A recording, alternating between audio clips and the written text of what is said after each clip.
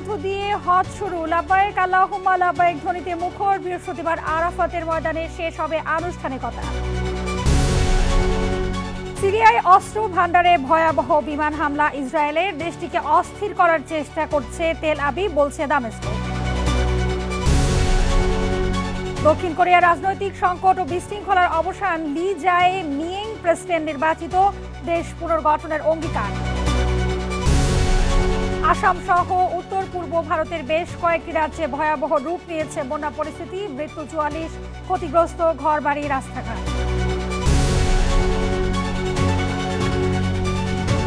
বিশ্বজুড়ে ঘটে যাওয়া দিনের গুরুত্বপূর্ণ ঘটনাবলী নিয়ে আরটিভির নিয়মিত আয়োজন সারাদিনের বিশ্বে আপনাদের সবাইকে আমন্ত্রণ জানাচ্ছি। আমি হাবিবা আফরোজ।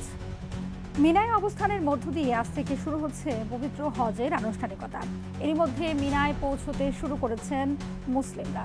লাব্বাইক আল্লাহুম্মা লাব্বাইক ধ্বনিতে মুখরিত মিনা উপত্যকা। স্থানীয় সময় মঙ্গলবার রাতে ইহরাম মক্কা থেকে মিনার উদ্দেশ্যে রওনা হন ধর্মপ্রাণ মুসলমানেরা।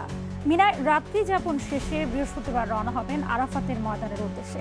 সেখানেই অনুষ্ঠিত হবে হজের খুতবা। ইমতিয়াজ আহমেদের রিপোর্ট। لبيك اللهم لبيك لبيك لا شريك لك لبيك। সবার মুখে একই ধ্বনি, লাব্বাইক আল্লাহুম্মা লাব্বাইক। হে আল্লাহ, তোমার ডাকে সাড়া দিতে আমি হাজির। আমার সবকিছু তোমার কাছে সমর্পণ করতে এসেছি। ইন্নাল হামদা ওয়ান নি'মাতা লাকা ওয়াল মুলক। মিনায় অবস্থানের মধ্য দিয়ে আজ শুরু হচ্ছে হজের আনুষ্ঠানিকতা। এরই মধ্যে মিনায় পৌঁছতে শুরু করেছেন হজ যাত্রীরা। নিয়ম অনুযায়ী ৭ জিলহজ স্থানীয় সময় মঙ্গলবার সন্ধ্যার পর মক্কার পবিত্র মসজিদুল হারাম থেকে হজের নিয়ত করে মিনার উদ্দেশ্যে রওনা হন তারা।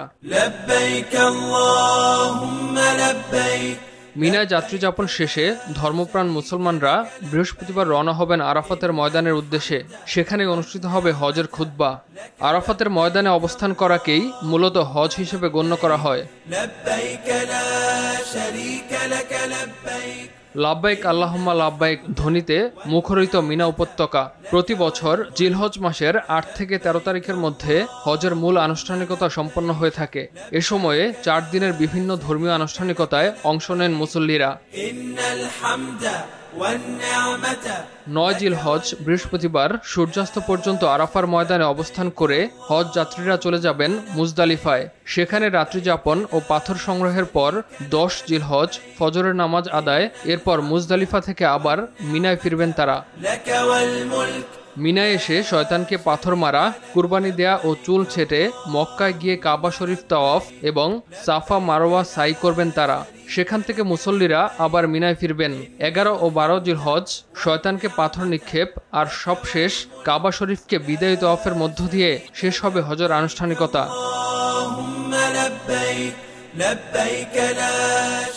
চলতি বছর হজের ঐতিহাসিক খুতবা প্রদান করবেন বিশিষ্ট ইসলামিক স্কলার শেখ সালেহ বিন হুমাইদ।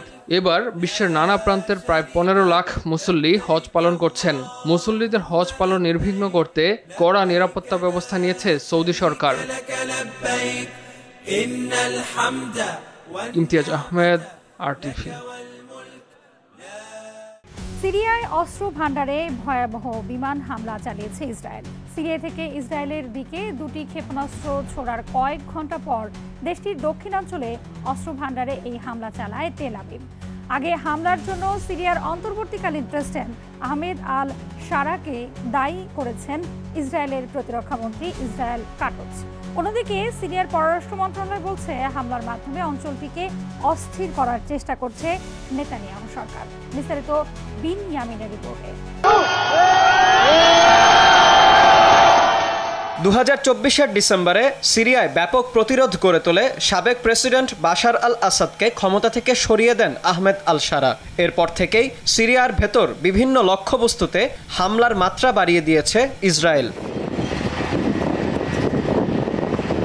মঙ্গলবার সিরিয়া থেকে ছোড়া ২টি ক্ষেপণাস্ত্র ইসরায়েলের খোলা জায়গায় আছড়ে পড়ে। এতে কোনো হতাহতের ঘটনা ঘটেনি। এর কয়েক ঘন্টা পরেই দক্ষিণ সিরিয়ার কুনেইত্রা ও দারা অঞ্চলে পাল্টা বিমান হামলা চালায় ইসরায়েলি বাহিনী। ইসরায়েলের হামলা দেশের সার্বভৌমত্বের লঙ্ঘন বলে ঘোষণা দিয়েছে সিরিয়া প্রশাসন। দেশটি জানায় তেল আবিব গোটা অঞ্চলে উত্তেজনা বাড়িয়ে দিচ্ছে। এ সময় দামেস্ক কারো জন্য হুমকি হয়ে দাঁড়াবে না বলেও আশ্বস্ত করা হয় সরকারি বার্তায়।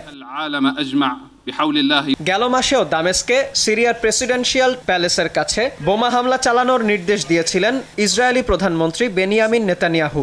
এর কারণ হিসেবে তিনি জানান, ইসরায়েল অধিকৃত গোলান মালভূমির নিকটবর্তী সিরিয়ার এলাকাগুলোতে নিরাপত্তা বাহিনী মোতায়েন চায় না তেল আবিব। নেতানিয়াহুর এমন দখলদারি মনোভাবের সমালোচনা করেছে জাতিসংঘ সহ বিভিন্ন আন্তর্জাতিক গোষ্ঠী। বিনিয়ামিন, RTV। দক্ষিণ কোরিয়ার প্রেসিডেন্ট নির্বাচিত হয়েছেন লি জায়ে-মিং। গেল কয়েক মাস ধরে চলা রাজনৈতিক সংকট ও বিশৃঙ্খলার পর প্রেসিডেন্ট নির্বাচনে বড় জয় পেয়েছেন দেশটির বিরোধী দলীয় নেতা। নির্বাচনে মিয়াংয়ের প্রধান প্রতিদ্বন্দ্বী ছিলেন ক্ষমতাসীন পিপলস পাওয়ার পার্টির প্রার্থী কিম মন সুক। তিনি সাবেক প্রেসিডেন্ট ইয়ন সুক ইয়োলের মন্ত্রিসভার সদস্য ছিলেন। নির্বাচনের প্রাথমিক ফলাফলের পর বুধবার ভোরে পরাজয় স্বীকার করে বিজয়ী লিকে অভিনন্দন জানিয়েছেন কিম। নির্বাচনে জয়ী হওয়ার পর দেয়া এক ভাষণে দেশ পুনর্গঠনের অঙ্গীকার করেছেন বিজয়ী প্রার্থী লি। ডোনাল্ড ট্রাম্পের কর বিলকে জঘন্য বলে মন্তব্য করেছেন মার্কিন ধনকুবের ইলন মাস্ক। এ সময় যুক্তরাষ্ট্রের প্রেসিডেন্ট ডোনাল্ড ট্রাম্পের কর ও ব্যয় বিলের তীব্র সমালোচনা করেন তিনি, যা দুই মিত্রের মধ্যে ক্রমবর্ধমান বিরোধের সৃষ্টি করেছে। এক্সে দেয়া এক পোস্টে ট্রাম্পের দ্বিতীয় মেয়াদের এজেন্ডার আইনসভার মূল বিষয় নিয়ে মাস্ক বলেন, যারা এর পক্ষে ভোট দিয়েছেন তাদের জন্য লজ্জা। এই বিল যুক্তরাষ্ট্রের নাগরিকদের ওপর অসহনীয় ঋণের বোঝা নিয়ে আসবে। কয়েকদিন আগেই ট্রাম্প প্রশাসনের ডিপার্টমেন্ট অব গভর্নমেন্ট এফিসিয়েন্সি প্রধান হিসেবে দায়িত্ব শেষ করেছেন ইলন মাস্ক। ওই দপ্তরে মাস্কের কাজ ছিল সরকারি খরচ কমানো ও অপ্রয়োজনীয় খাত চিহ্নিত করে সেগুলো বাতিল করা। আসাম সহ উত্তর পূর্ব ভারতের বেশ কয়েকটি রাজ্যে বন্যা পরিস্থিতি ভয়াবহ রূপ নিয়েছে। এই দুর্যোগে মৃতের সংখ্যা বেড়ে দাঁড়িয়েছে 44 জনে। বন্যার কারণে সবচেয়ে বেশি নিহতের ঘটনা ঘটেছে দেশটির আসাম রাজ্যে। এদিকে অরুণাচল প্রদেশে বহু ঘরবাড়ি, রাস্তা, বিদ্যুৎ, পানির লাইন ক্ষতিগ্রস্ত হয়েছে। বিস্তারিত রাকিব হাসানের রিপোর্টে। বন্যা পরিস্থিতি ক্রমেই খারাপ হচ্ছে ভারতের। দুর্যোগ এমন পরিস্থিতিতে বেড়েই চলেছে হতাহতের সংখ্যা। এর মধ্যে সবথেকে বেশি নাজেহাল পরিস্থিতির মধ্যে পড়েছে ভারতের আসাম রাজ্য। মঙ্গলবার পর্যন্ত এসব রাজ্যে বন্যা ও ভারী বৃষ্টির কারণে জনজীবন এক প্রকার অচল হয়ে পড়েছে। সবচেয়ে বেশি ক্ষতিগ্রস্ত হয়েছে আসাম, সেখানে প্রাণ হারিয়েছে 17 জন। আসামে অন্তত 21টি জেলায় 6,30,000-এর বেশি মানুষ ক্ষতিগ্রস্ত হয়েছেন। ব্রহ্মপুত্র সহ কয়েকটি নদী এখনো বিপদসীমার উপর দিয়ে বইছে। এক প্রতিবেদনে এ তথ্য জানায় ভারতীয় সংবাদ মাধ্যম NDTV। এছাড়া অরুণাচল প্রদেশে 12, মেঘালয়ে 6, মিজোরামে 5, ত্রিপুরায় 2 এবং নাগাল্যান্ড ও মণিপুরে 1 জন করে মারা গেছেন। নিহতদের মধ্যে বেশিরভাগের মৃত্যু হয়েছে পানিতে ডুবে, ভূমিধস, পানিবন্দী অবস্থায়, দুর্ঘটনা সহ বিভিন্ন কারণে, এমনটাই জানিয়েছেন 7 রাজ্যের দুর্যোগ ব্যবস্থাপনা কর্মকর্তারা। ভারতের প্রধানমন্ত্রী নরেন্দ্র মোদী আসাম ও সিকিমের মুখ্যমন্ত্রী এবং মণিপুরের রাজ্যপালকে ফোন করে পরিস্থিতির খোঁজ খবর নিয়েছেন এবং কেন্দ্রীয় সহায়তার আশ্বাস দিয়েছেন। অরুণাচল প্রদেশে বহু ঘরবাড়ি, রাস্তা, বিদ্যুৎ ও পানির লাইন ক্ষতিগ্রস্ত হয়েছে।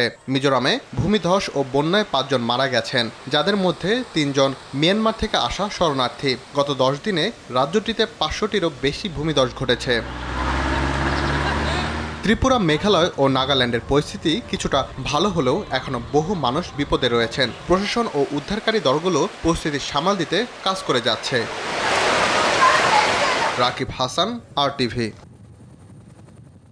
ফিলিস্তিনের অবরুদ্ধ গাজা উপত্যকায় ইসরায়েলি হামলায় একদিনে নিহত হয়েছে আরও 40 ফিলিস্তিনি। গাজার স্বাস্থ্য মন্ত্রণালয় জানায়, রাফা শহরের ত্রাণ বিতরণ কেন্দ্রের কাছে ইসরায়েলের চালানো গুলিতে আরও 27 ত্রাণ প্রার্থীকে হত্যা করা হয়েছে। গাজায় বেসামরিক মানুষের উপর এই হামলাকে যুদ্ধ অপরাধের শামিল বলে অভিহিত করেছেন জাতিসংঘের মানবাধিকার বিষয়ক হাই কমিশনার ভলকার তুর্ক। এসব হত্যাকাণ্ডের স্বাধীন তদন্তেরও আহ্বান জানান তিনি। এদিকে গাজার যুদ্ধ পরিস্থিতি বন্ধে আজ জাতিসংঘ নিরাপত্তা পরিষদে একটি গুরুত্বপূর্ণ খসড়া প্রস্তাবের উপর ভোট অনুষ্ঠিত হতে পারে। খসড়া প্রস্তাবে গাজায় তাৎক্ষণিক, নিঃশর্ত ও স্থায়ী যুদ্ধবিরতির দাবি জানানো হয়। আর এরই সাথে শেষ করছি সারাদিনের বিশ্ব। আর টিভির সাথে সংযুক্ত থাকুন, মতামত জানান আর টিভির সামাজিক যোগাযোগ মাধ্যমগুলোতে।